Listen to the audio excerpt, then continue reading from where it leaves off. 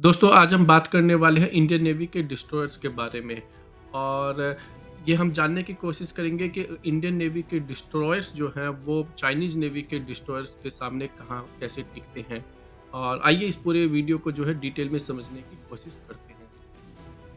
दोस्तों इससे पहले कि हम इस वीडियो में आगे बढ़े, आपसे एक रिक्वेस्ट है कि आप हमारे चैनल को सब्सक्राइब कीजिए और हमारी इस वीडियो को लाइक और शेयर करना मत भूलिएगा।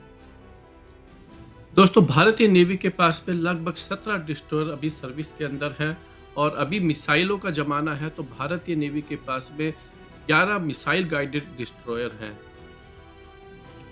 आजकल डिस्ट्रॉयर के अंदर गाइड मिसाइलें होती है, इसलिए हम गाइडेड मिसाइल डिस्ट्रॉयर की ही बात करेंगे। बाकी के जो डिस्ट्रॉयर है वो बेसिकली पुराने हो चुके हैं और काइंड ऑफ अब आउट ऑफ कमीशन भी होने वाले हैं। भारत के पास में जो है मेनली 3 क्लास के जो है डिस्ट्रॉयर माने जाते हैं, जो कि अच्छे डिस्ट्रॉयर माने जाते हैं। उनमें सबसे पहले आता है दिल्ली क्लास डिस्ट्रॉयर, फिर आता है कोलकाता क्लास डिस्ट्रॉयर और अब जो एक नया जो डिस्ट्रॉयर बन रहा है वो है विशाखापट्टनम क्लास के डिस्ट्रॉयर। दोस्तों हमारे पास दिल्ली क्लास डिस्ट्रॉयर के 3 डिस्ट्रॉयर्स हैं। सबसे पहले है दिल्ली क्लास का दिल्ली शिप, उसके बाद में मैसूर और उसके बाद में मुंबई। और इनके अंदर लगभग जो है हम 16 बराक 1 और 16 के आसपास जो है हम ब्रह्मोस मिसाइल को कैरी कर सकते हैं। इसके अलावा दोस्तों दिल्ली क्लास से बेटर हमारे पास कोलकाता क्लास है और उसके अंदर भी हमारे पास 3 डिस्ट्रॉयर हैं। और ये तीनों डिस्ट्रॉयर जो है इनके अंदर जो सबसे बड़ी इनकी खासियत है वो है ये टोटल 48 मिसाइलों को लेके जा सकते हैं, जिसके अंदर आपकी 32 जो है बराक 8 मिसाइल है, जो आपकी आप ये कह सकते हो एंटी शिप मिसाइल्स होती है। और उसके अलावा जो है हम 16 ब्रह्मोस मिसाइल होती है, जो कि एंटी शिप या लैंड अटैक मिसाइल्स होती है। तो हमारी अटैक करने वाली 16 मिसाइल है और जो डिफेंड करने के लिए हमारे पास टेक्निकली जो है इसमें 48 मिसाइलें होती है। और हमारा लेटेस्ट डिस्ट्रॉयर दोस्तों विशाखापट्टनम क्लास का है। इसके अंदर हम 3 शिप जो है उसका ऑर्डर किया था 2011 के अंदर और उसके अंदर विशाखापट्टनम जो है वो लॉन्च हो चुका है। इम्फाल जो है वो भी जो है इंडक्ट हो चुका है और सूरत पर अभी काम चल रहा है, जो कि 2025 तक जो है एक्सपेक्टेड है।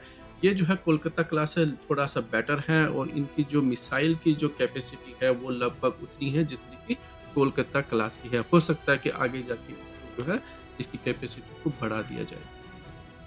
अब बात करते हैं दोस्तों चाइनीज़ नेवी के बारे में। देखिए भारत के पास में टोटल 17 डिस्ट्रॉयर्स हैं, वहीं चाइनीज़ नेवी के पास में जो है 49 यानी कि 49 के आसपास जो है डिस्ट्रॉयर्स हैं।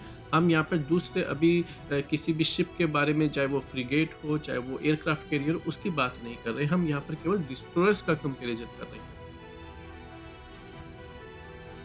और दोस्तों अब हम बात करते हैं चाइनीज़ नेवी के एक latest stealth guided missile destroyer का, जिसका नाम है 055 टाइप डिस्ट्रॉयर। और चाइनीज़ नेवी जो है वो ऑलरेडी 5 डिस्ट्रॉयर को अपनी सर्विस में इंक्लूड कर चुकी है और आगे जाकर जो है इसके काफ़ी सारे जो है डिस्ट्रॉयर बनने वाले हैं। और ये एक ऐसा डिस्ट्रॉयर है जिससे यूएस नेवी भी जो है इसको एक नेक्स्ट जनरेशन का और बहुत ही कैपेबल डिस्ट्रॉयर मानती है। और वो ऐसा क्यों है, आइए इसको अब समझने की कोशिश करते हैं। दोस्तों देखिए इंडियन नेवी के जो डिस्ट्रॉयर हैं उनकी कैपेसिटी लगभग 7,500 से लेके 10,000 टन के आसपास है और वहीं जो चाइनीज़ नेवी के जो डिस्ट्रॉयर हैं उनकी भी जो 10,500 से लेके 12,000 13,000 अ, टन के आसपास की कैपेसिटी है। और दोनों अगर हम डिस्ट्रॉयर को देखते हैं तो दोनों की जो लंबाई है और ओवरऑल जो उनकी जो बाकी की जो फंक्शनलिटी है वो लगभग सेम है। तो इसका मतलब हो गया कि अगर चाइनीज़ का जो डिस्ट्रॉयर है वो लगभग इस 180 मीटर लंबा है, तो वहीं भारत का जो है वही लगभग 164 से 170 मीटर के आसपास है।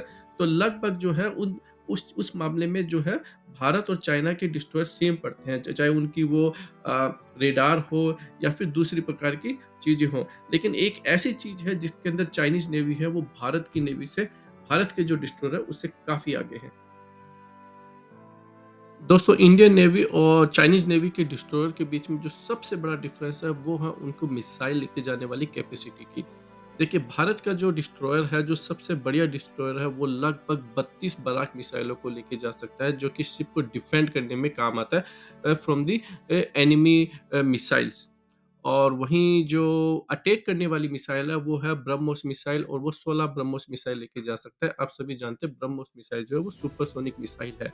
लेकिन यहाँ पर अभी तक एक लिमिटेशंस है कि जो भारत की जो ब्रह्मोस मिसाइल की जो रेंज है वो 290 किलोमीटर है। भारत एक्सटेंडेड वर्जन पर काम कर रहा है, लेकिन वो अभी तक जो है टेस्टिंग फेज में है और वो जब तक टेस्ट होके आएगी उसकी जो रेंज है वो लगभग 450 किलोमीटर के आसपास होने वाली है। और वहीं जो चाइनीज़ जो डिस्ट्रॉयर हैं दोस्तों, वो भारतीय नेवी के जितने ही साइज़ के हैं, लेकिन वो जो है 48 जो कि भारत की टोटल मिसाइलें हैं, वहीं चाइनीज़ जो डिस्ट्रॉयर हैं, वो लगभग 112 मिसाइल लेकर जाती है अपने साथ में।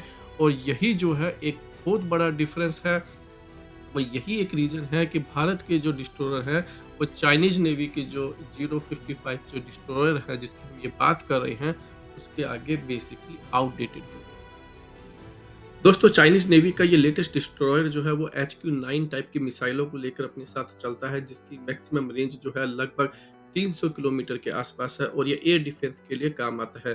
वहीं भारत की जो बराक मिसाइलें हैं, जो कि एक ही टाइप की मिसाइल है, वो जो है उसकी मैक्सिमम रेंज 100 किलोमीटर के आसपास है।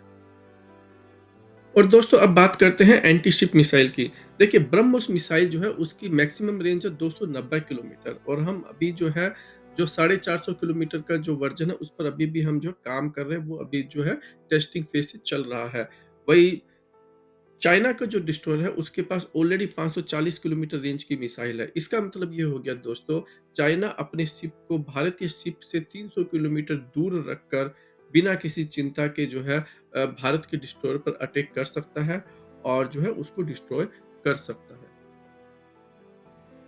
इसके अलावा दोस्तों, चाइना का जो डिस्ट्रॉयर है वो YJ-21 anti ship ballistic missile अपने साथ लेके चलता है। या किसी भी लैंड के ऊपर और किसी भी शिप के ऊपर 1500 किलोमीटर दूर हाइपरसोनिक स्पीड से बैलिस्टिक मिसाइल्स के थ्रू जो है अटैक कर सकता है और उसको डिस्ट्रॉय कर सकता है। वहीं भारत के जो डिस्ट्रॉयर है उनके पास बैलिस्टिक मिसाइल की कोई कैपेबिलिटीज नहीं है। भारत का जो डिस्ट्रॉयर है उसके पास 290 किलोमीटर की मैक्सिमम रेंज ब्रह्मोस मिसाइल को यूज करता है। इसलिए इससे ये पता चलता है कि भारत के जो डिस्ट्रॉयर है वो टेक्निकली चाइनीज़ डिस्ट्रॉयर के मुकाबले में कहीं पर भी नहीं ठहरते हैं। और जो भी डिस्ट्रॉयर जो कि इवन विशाखापट्टनम का जो लेटेस्ट जो डिस्ट्रॉयर बन रहे हैं, वो भी बेसिकली एक्चुअली आउटडेटेड हो चुके हैं, अगर हम कंपेयर करते हैं चाइनीज़ नेवी के साथ में।